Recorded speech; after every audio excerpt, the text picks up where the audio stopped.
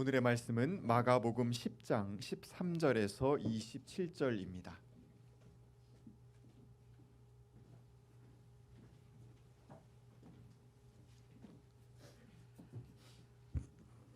사람들이 예수께서 만져주심을 바라고 어린 아이들을 데리고 오매 제자들이 꾸짖거늘 예수께서 보시고 노하시어 이르시되 어린 아이들이 내게 오는 것을 용납하고 금하지 말라.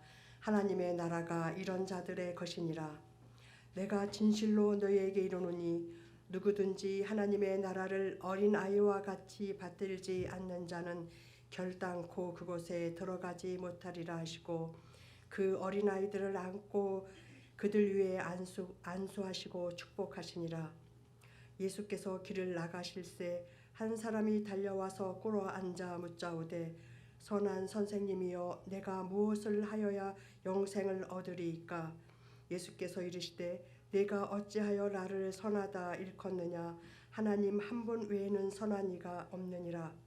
네가 계명을 안 하니 살인하지 말라, 간음하지 말라, 도둑질하지 말라, 거짓 증언을 하지 말라, 속여 빼앗지 말라, 네 부모를 공경하라 하였느니라.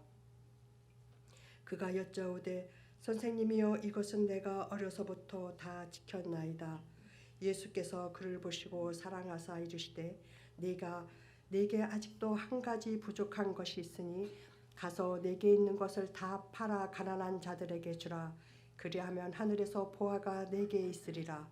그리고 와서 나를 따르라 하시니 그 사람은 재물이 많은 고로 이 말씀으로 인하여 슬픈 기색을 띠고 근심하며 가니라. 예수께서 둘러보시고 제자들에게 이르시되 재물이 있는 자는 하나님의 나라에 들어가기가 심히 어렵도다 하시니 제자들이 그 말씀에 놀라는지라. 예수께서 다시 대답하여 이르시되 얘들아 하나님의 나라에 들어가기가 얼마나 어려운지 낙타가 바늘귀로 나가는 것이 부자가 하나님의 나라에 들어가는 것보다 쉬우니라 하시니 제자들이 매우 놀라 서로 말하되 그런즉 누가 구원을 얻을 수 있는가 하니 예수께서 그들을 보시며 이르시되 사람으로는 할 수 없으되 하나님으로는 그렇지 아니하니 하나님으로서는 다 하실 수 있느니라. 이는 하나님의 말씀입니다.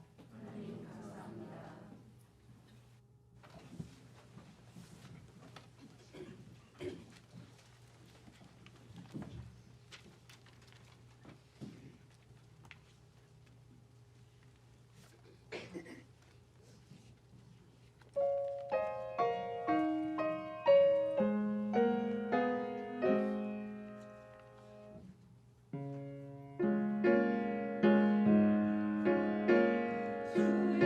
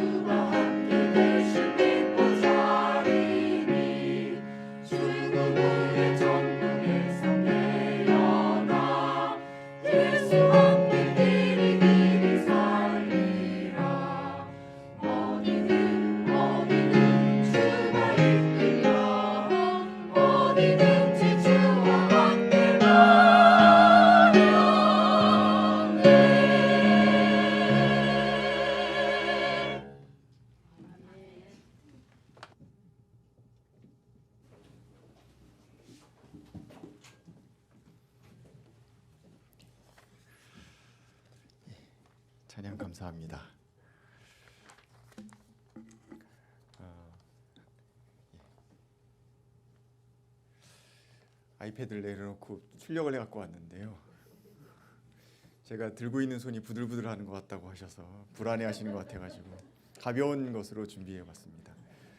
그랬더니 이번에는 페이지를 자꾸 헷갈려가지고 지난 일부 예배 때는 한 페이지를 뺀 거를 뒤늦게 발견하고 그랬습니다. 주님의 은총과 평화가 여러분과 함께 하시길 빕니다.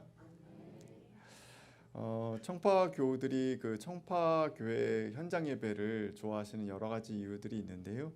그 중에 한 가지 유독 감동적이다라고 표현하는 것이 갓난아기가 나왔을 때 축복해 주시는 바로 그 정면이 아닐까라는 생각이 듭니다.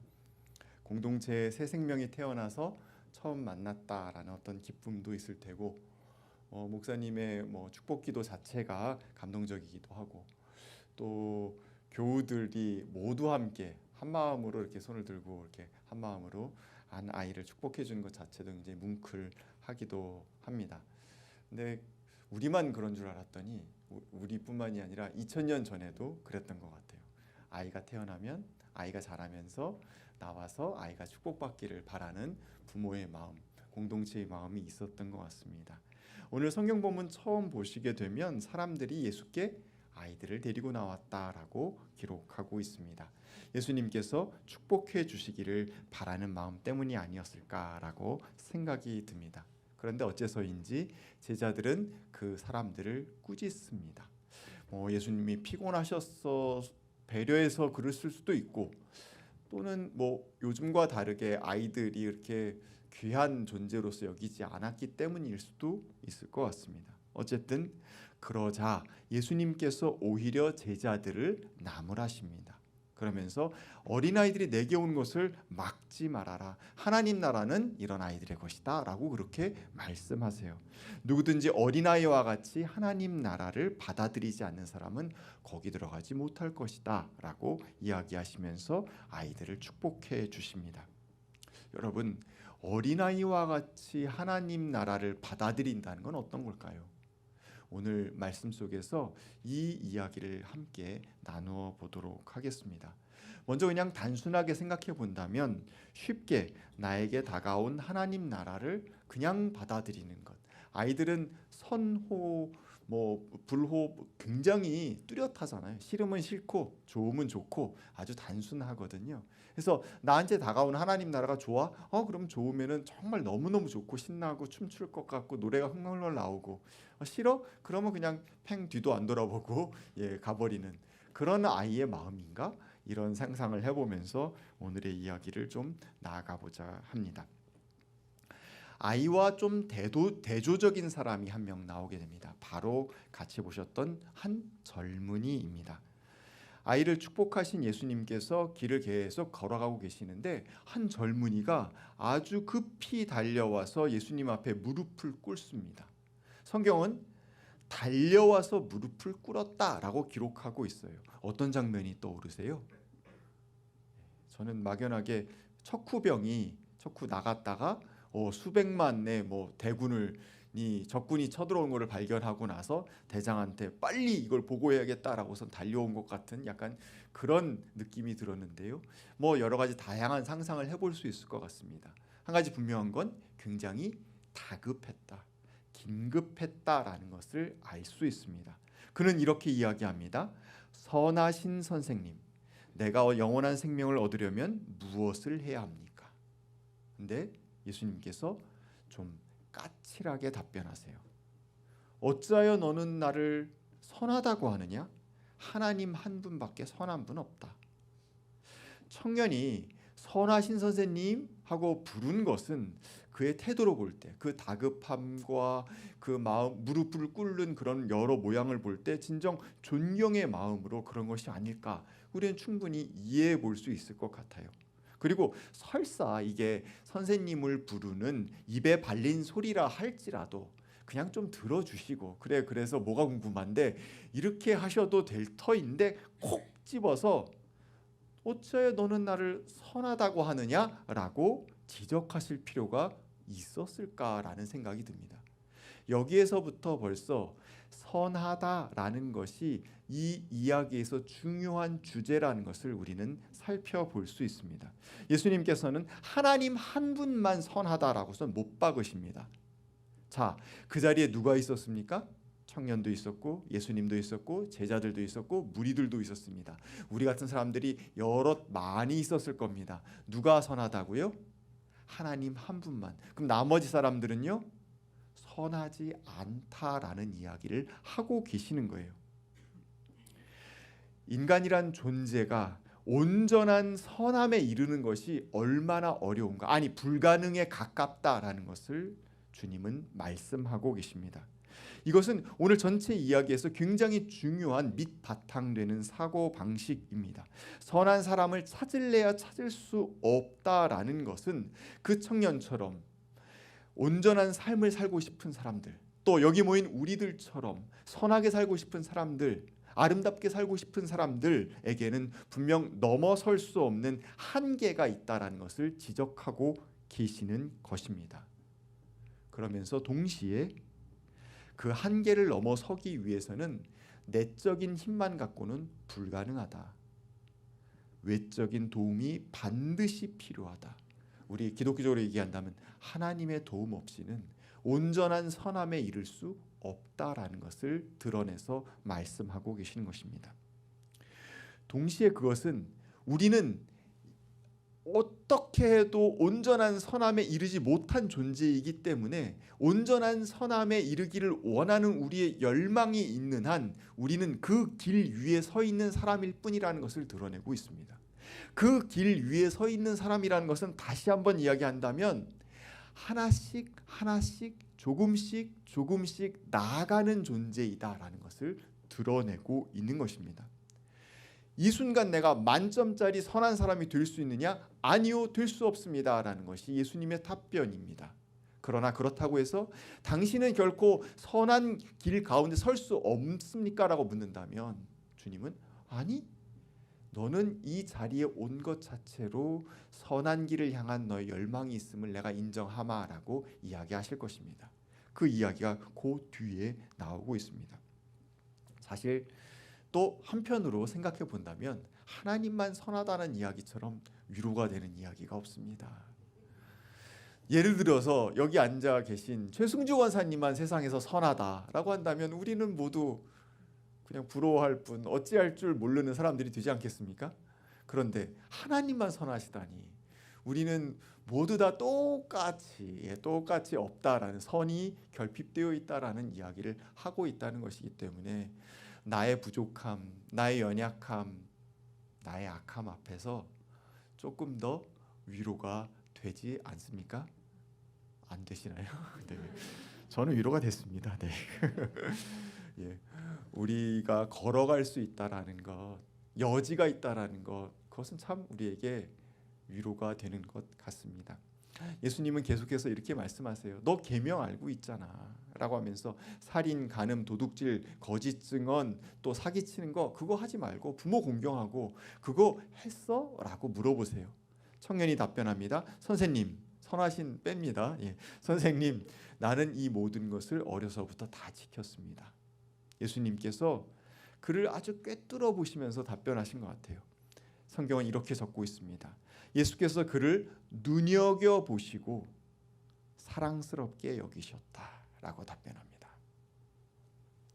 여러분, 청년이 선에서 사랑스럽게 여기신 겁니까? 선의 완전에 이르렀기 때문에 사랑스러운 거예요? 아니면 율법을 다 지켰기 때문에 사랑스러운 걸까요? 율법의 문제에 대해서라고 한다면 예수님은 바리새인들이 율법을 지키면서 그들이 하나님 나라에 들어가지 못하는 행태를 보이고 있는 것에 대해서 늘 지적하시지 않았습니까? 율법을 완전히 지킨다고 하여서 하나님 나라에 들어간다라고 이야기하시지 않으셨잖아요. 그러면 예수님께서 그 청년의 무엇을 꿰뚫어 보시고 그를 사랑스럽게 여기신 걸까요? 우리가에게 주어진 본문 안에서는 하나밖에 없습니다. 그가 달려와서 무릎 꿇은 장면, 주님 앞에 질문한 장면, 그거밖에 없습니다. 예수께서 눈여겨보시고 사랑스럽게 여기셨다. 전 이 구절이 참 마음에 드는데요. 예수님은 그래서 어떤 분이시냐? 당신 앞에 달려와서 당신 앞에 무릎을 꿇고 당신에게 질문하는 사람, 그 사람을 눈여겨보시고 그를 사랑스럽게 바라보시는 분이십니다. 그를 눈여겨보신다라는 것은 그가 살아온 삶의 이력을 본다라는 뜻이에요. 그가 현재 이런 모습을 갖추기까지 어떤 길들을 걸어왔는가. 예, 선생님, 저는 이 모든 것을 어렸을 때부터 다 지켰습니다라는 말을 하기 위해서 그가 얼마나 애써왔는지, 얼마나 노력했는지, 얼마나 달렸는지, 또 때때로는 발버둥 치다가 넘어졌는지, 또 때때로 삶의 괴로운 현실 속에서 눈물을 흘리고 마음속에 천불이 났다가 낭망했다가 다시 열망으로 불타올랐다가 다시 또 넘어졌다가 하는 과정을 어떻게 반복하면서 여기까지 왔는지를 보고 계시는 겁니다. 그러지 않고서는 그렇게 달려와서 무릎을 꿇고 주님께 이런 질문을 할 리가 없으니까요. 주님은 이 자리에 나온 여러분, 우리 모두를 같은 눈으로 보고 계시는 줄 저는 믿습니다. 주님 앞에 나와서 어제보다 나은 내일, 그 내일을 만들기 위해서 애쓰고 있는 여러분들을, 우리 모두를 같은 눈으로, 사랑스러운 눈으로 보고 계십니다. 지금 완전히 선하지 못하면 어떻습니까? 완벽에 이르지 못한다 할지라도 그 삶의 여정 가운데에 이러한 자세를 갖추었다라고 한다면 주님은 그의 진정성을 알아보시고 그를 새로운 단계로 도약할 수 있는 기회를 허락하여 주시는 분이십니다. 사랑스러운 그를 향해서 주님께서 마침내 하나의 도약의 제안을 하십니다. 그래, 지금까지 애쓰면서 참 잘 살아왔어. 너 정말 사랑스럽구나. 이제 그 단계에서 한번 뛰어넘어 볼까? 한번 도약해 볼까라고 주님께서 질문하고 계시는 거예요. 너에게 한 가지 부족한 것이 있구나. 가서 내가 가진 것 다 팔아서 가난한 사람들에게 주어라. 그리하면 내가 하늘에서 보화를 차지하게 될 것이다. 그리고 와서 나를 따라라.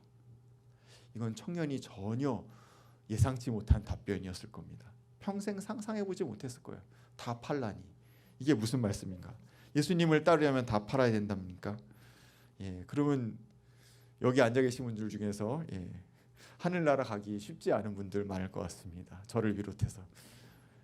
젊은이는 이 말씀 때문에 울상을 짓고 근심하며 떠나갔다라고 이야기하고 있지만 여러분, 예수님의 말씀을 우리 다시 한번 생각해 봅시다. 너에게는 몇 가지 부족함이 있다 그랬어요. 한 가지 부족함. 이렇게 완벽한 사람이 또 있을 수 있습니까? 둘러보십시오. 한 가지 부족함만 있는 사람 있습니까? 저 자신을 둘러봐도 최소 100가지, 수십 가지, 수백 가지의 부족함을 우리는 그런 연약함을 갖고 살아가는 존재들 아닙니까? 근데 그 청년을 향해서 주님께서는 너에게는 한 가지만 부족하구나라고 말씀하고 계세요. 만약에 주님께서 우리에게 오셔서 아유 너 다 좋은데 딱 한 가지 요거만 부족하구나라고 이야기하신다면 여러분은 이걸 질책으로 받아들이겠습니까? 아니면 도약을 위한 새로운 기회로 받아들이겠습니까? 주님께서는 지금 도전하고 계시는 겁니다. 너에게 있는 단 한 가지를 붙잡고 말입니다. 하지만 이 청년은 마음속에 근심이 너무나도 컸어요. 이 재산 이거 어떻게 해야 하나 하는 걱정 속에서 발걸음을 돌릴 수밖에 없었습니다. 예수님께서는 제자들에게 이야기하십니다. 재산 가진 사람 하나님 나라 들어가기 참 어렵다. 제자들이 뭐라 그럽니까? 야, 그럼 누가 들어가나? 우리도 못 들어가겠네 라고 수건수건거리기 시작한 거예요. 이 이야기에서는 두 가지 원론적인 이야기를 들려줍니다. 첫 번째, 하나님 나라 들어가는 거 어렵다라는 거예요.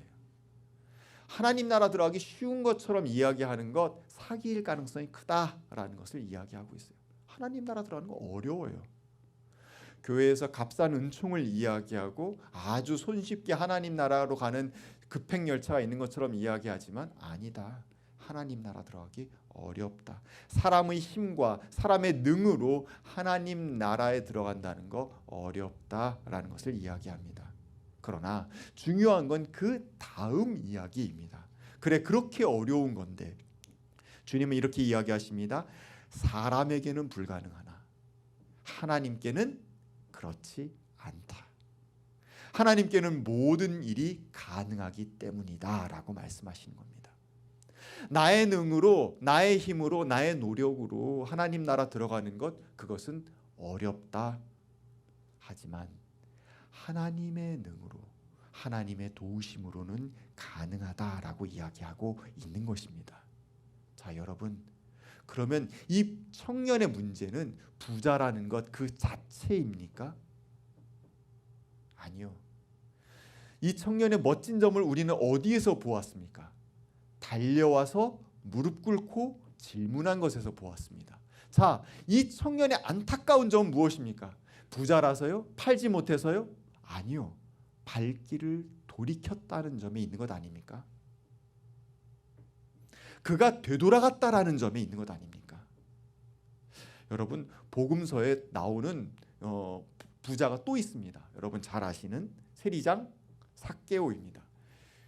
주일학교 다니는 아이들도 다 뽕나무에 타고 올라온 삭개오 이 노래도 부르고 하는데요.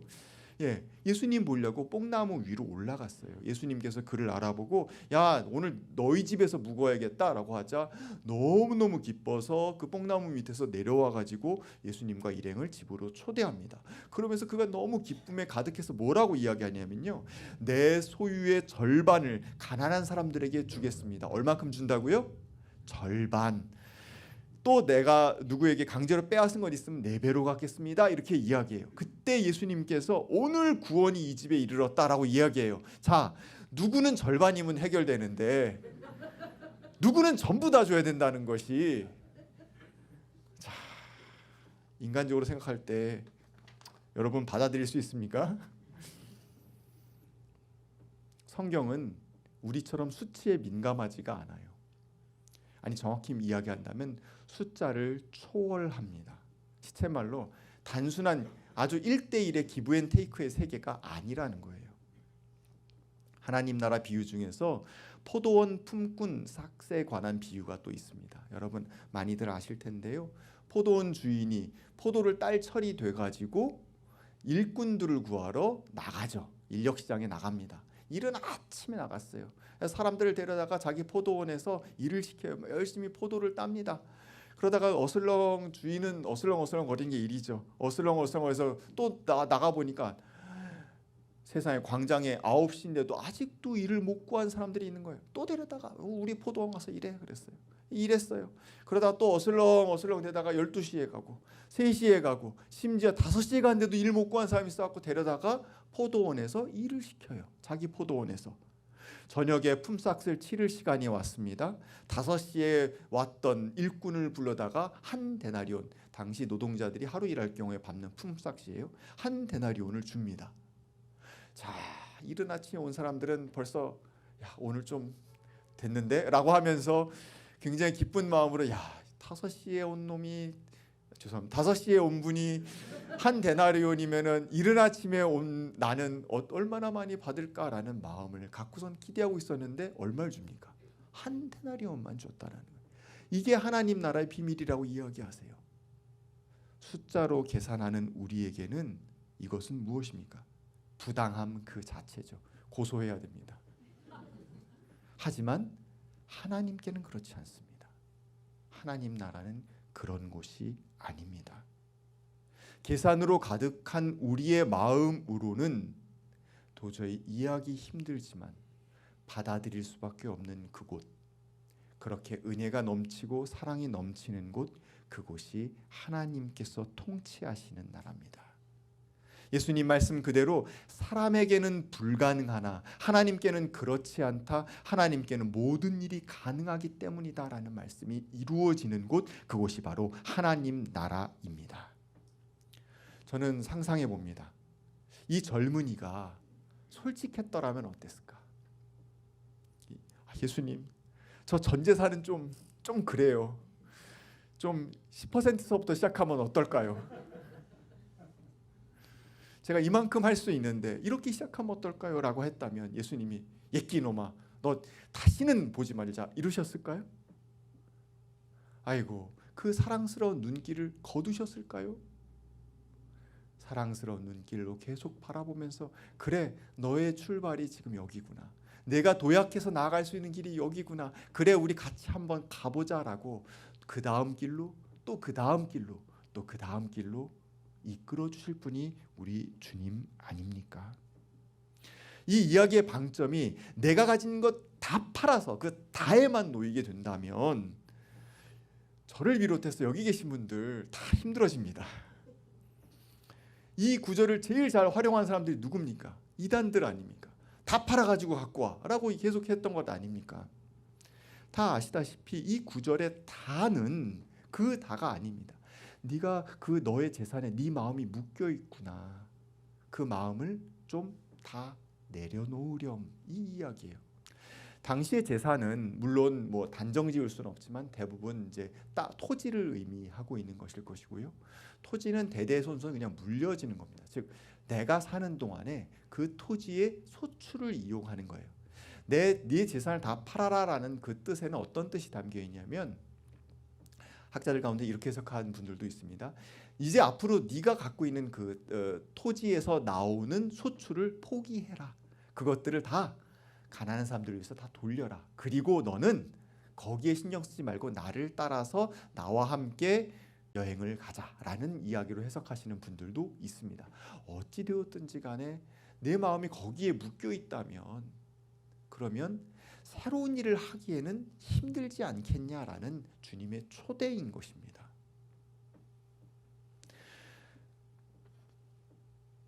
말씀드린 바처럼 예수님께서 그를 사랑스럽게 봤던 이유는 그의 달려왔던 태도였습니다.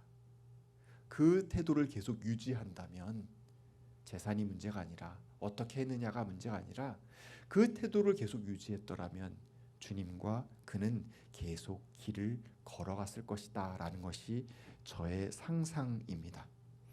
하나님의 세계는 은혜의 세계입니다. 우리가 숫자로 계산하기 힘든 세계입니다. 한마디로 선물과 같은 것이죠. 내가 얼마를 치렀으니 얼마를 받아야지 하는 것으로 이루어지는 세상이 아닙니다.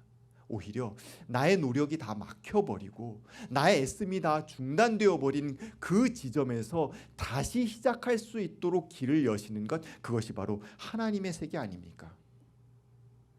동시에 하나님의 세계는 과정입니다.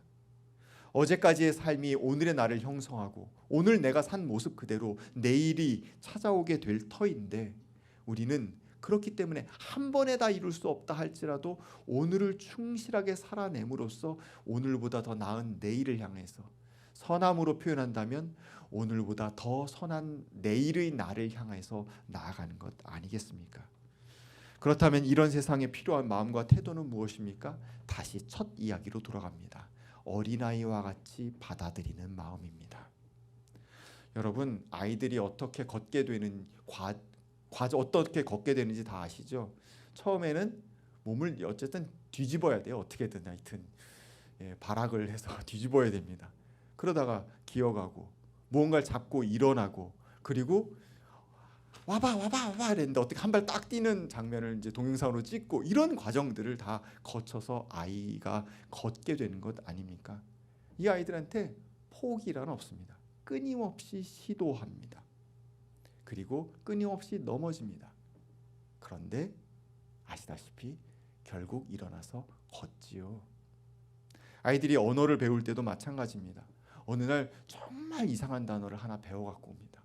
그리고선 그 단어를 계속 문장에다 넣습니다.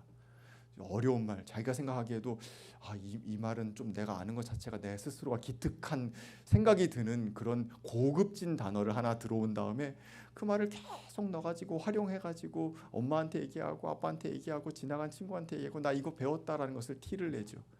전혀 문맥상 맞지 않는데도 계속합니다. 그러다가 그 단어가 그 아이의 것이 되는 순간을 우리는 목도하게 됩니다. 아이에게는요, 실망은 짧고 반복은 끊임없습니다. 부모는 그것을 사랑스러운 눈으로 쳐다보면서 때로 도와주고 때로 이끌어줍니다. 그 아이는 어느새 도약해서 어린이가 되고 청소년이 되고 어른이 되죠. 이 놀라운 성장은 어떻게 생각해 보면 기적이라고 이야기할 수밖에 없을 것 같습니다. 하나님께서 우리를 이 놀라운 도약의 시간으로 초대하고 계십니다. 내가 이렇게까지 착해졌다고? 내가 이렇게까지 하나님 보시기에 아름다운 삶을 살게 되었다고? 라고 스스로 대견해야 할 그러한 모습, 그러한 세상으로 우리를 끊임없이 초대하고 계십니다. 하나님께서 우리를 위해서 마련해 두신 가능성은 정말 너무너무 큽니다. 놀랍기 그지없습니다. 우리가 달려가는 마음, 그리고 주님 앞에 무릎을 꿇는 마음, 그리고 주님께 다시 한번 질문하는 마음. 주님께서 우리에게 새로운 도약의 기회를 주셨으니 어떻게 하면 좋을까요? 라고 질문하는 그 마음을 끝끝내 갖고 있을 때 우리는 주님의 초대 안에서, 주님의 이끄심 안에서 성장하는 사람이 될 것이라고 믿습니다. 어느 순간 우리는 걷기도 하고 뛰기도 할 것입니다. 그리고 우리가 그렇게 할 수 있도록 이 공동체가, 또 우리가 만나는 사람 한 사람 한 사람이 우리를 도와줄 것입니다. 한 아이가 크기 위해 마을 전체가 필요하다고 했지요? 맞습니다. 우리들도 마찬가지입니다. 우리가 조금 더 성장하는 길이 우리 눈앞에 놓여 있습니다. 나이와 상관없습니다. 신앙의 단계와 상관없습니다. 그 길을 향한 주님의 초대에 응하실 수 있는 저와 여러분이 되기를 간절히 기원합니다. 오늘 주신 말씀 기억하며 함께 거듭의 기도 드리겠습니다.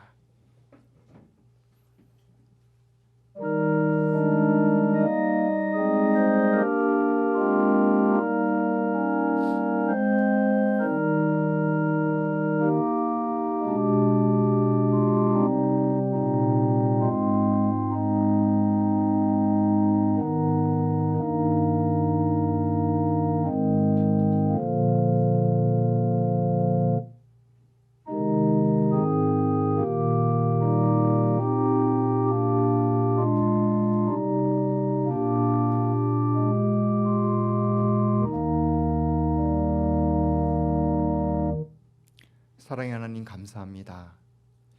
우리도 어린아이처럼 하나님 나라를 받아들이고 싶습니다. 주님의 나라의 일꾼이 되어서 주님께 쓰임받고 싶습니다. 선하신 하나님을 닮아서 더 선하고 더 멋진 사람으로 살아가고 싶습니다. 주님, 성숙하기를 원하는, 성장하기를 원하는 우리의 마음을 재료 삼아서 주님, 우리를 이끌어 주시옵소서. 주님 앞에 기꺼이 달려 나온 우리 무리를 주님께서 어여삐 여기시고 도약의 새로운 기회를 허락하여 주실 줄 믿습니다. 그 길 위에 서 있는 우리 모두가 되게 하여 주시옵소서. 예수님의 이름으로 기도하였습니다. 아멘.